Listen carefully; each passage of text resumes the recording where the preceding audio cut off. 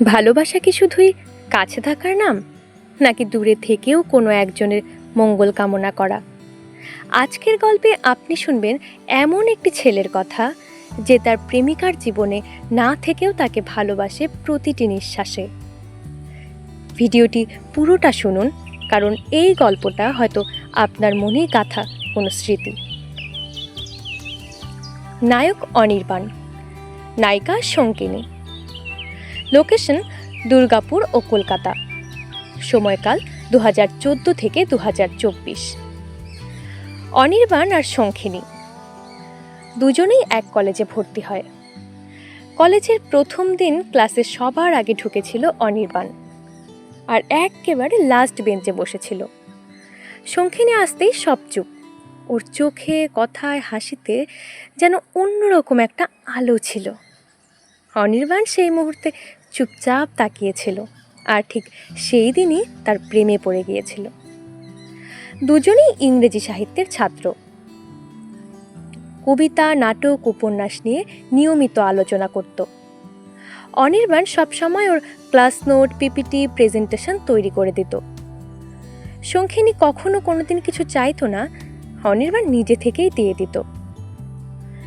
বন্ধুত্বটা গভীর হয়েছিল, কিন্তু অনির্বাণ কোনোদিনও বলেনি যে আমি তোমায় ভালোবাসি, কারণ তার মনে হয়েছিল ভালোবাসা বললেই যদি সম্পর্ক ভেঙে যায়, তার চেয়ে না বলাই ভালো। একদিন কলেজ ফেস্টে শঙ্কিনী গেয়েছিল তুমি রবে নীরবে হৃদয়ে মম। অনির্বাণের চোখে জল এসে গিয়েছিল। সে রাতে অনির্বাণ ডায়েরিতে লিখেছিল, আমি হয়তো কোনো দিন ওর প্রিয় হব না, কিন্তু ও আমার কবিতার নায়িকা হয়ে রইল চিরকাল। 2020 সালে কলেজ শেষ। শঙ্কিনী কলকাতায় একটি মাল্টিন্যাশনাল কোম্পানিতে চাকরি পায়। অনির্বাণ দুর্গাপুরেই থেকে যায়, একটি স্কুলে ইংরেজি পড়াতে থাকে। দূরত্ব বাড়ে, কথা কমে যায়। একদিন অনির্বাণ খবর পায় শঙ্কিনীর বিয়ে ঠিক হয়েছে। ছেলেটি একজন সফটওয়্যার ইঞ্জিনিয়ার, বিদেশে থাকে। অনির্বাণ কিছু বলে না, শুধু ফেসবুকে তার এক পোস্ট, সেই তোকে ভালোবেসেছিল যে তোকে কোনোদিন কিছু বলেনি। বিয়ের দিন সে একটি চিঠি পাঠায়, শঙ্কিনী, তোকে ভালোবেসেছিলাম, ভালোবাসি, কিন্তু তোকে হারিয়ে ফেলার ভয়েই কিছু বলিনি। আজ তুই চলে যাচ্ছিস।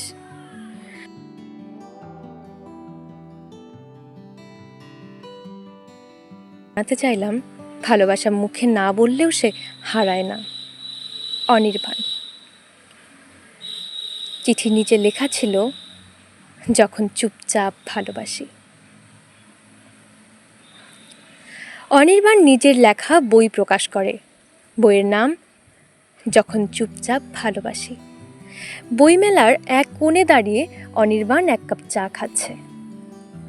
হঠাৎ পিছনে পরিচিত গলার আওয়াজ, এই বইটা কি তোমার জীবনের গল্প? সে ঘুরে দেখে শঙ্কিনী, চোখে অশ্রু, গায়ে শাড়ি, কপালে সিঁদুর। অনির্বাণ হেসে বলে, হ্যাঁ, কিন্তু শেষটা এখনো লিখিনি।